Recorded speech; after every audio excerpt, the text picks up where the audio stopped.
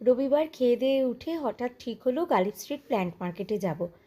এত বছর ধরে ওখানে যাচ্ছি, এই প্রথম আমি বিকেলবেলায় গিয়ে পৌঁছালাম। না হলে সকালে আমরা গালিব স্ট্রিট প্ল্যান্ট মার্কেটে পৌঁছে যাই।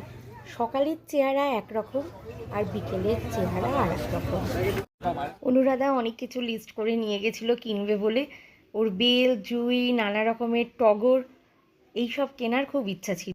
ও একটা খুব সুন্দর বুদ্ধ জুঁই কিনেছে। আমি কিন্তু বাড়ি থেকেই ঠিক করে গেছিলাম আমি একটা মাত্র গাছ কিনবো, সেটা পেলে কিনবো, না হলে কিনবো না। আর যখন গিয়ে দেখলাম ফাঁকা ফাঁকা, তখন তো খুব মনটা খারাপ হয়ে গেছিলো যে পাবো না। পুরো মার্কেট ঘুরে একজনের কাছে পেয়েছি, ওনার কাছে দুটো গাছ ছিল। আমি জিজ্ঞাসা করার আগেই ওনার একটা গাছ বিক্রি হয়ে গেল, আর পড়েছিল মোটে একটা গাছ। তাই আমার কোনো অপশানস ছিল না গাছটা কেমন। আমার ঘুঘুলতা কালেকশান করার ইচ্ছা হয়েছিল।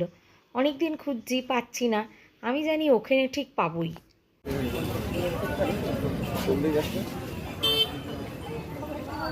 এটা বড় টবে দিয়ে দেবো, বড় টবে দিয়ে দেবো তো দাদা। হ্যাঁ, বড় টবে 300 টাকা দেবে। হ্যাঁ, যেহেতু বিকেলের দিকে দাম দর করে পেয়ে গেছি 200 টাকায় আমার প্রিয় ঘুঘুলতা। আর সুজিত গেলেই একটা করে ফল গাছ কিনে আনে। কালকে একটা বেদানা গাছ কিনেছে। বাহারি গাছের কালেকশান বিকেল অবধি খুব ভালোই ছিল।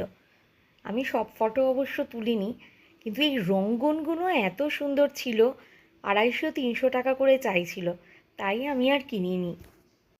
যাই হোক, বিকেলের 1 ঘন্টা মন্দ কাটলো না, দুটো ভালো গাছ কেনা হলো।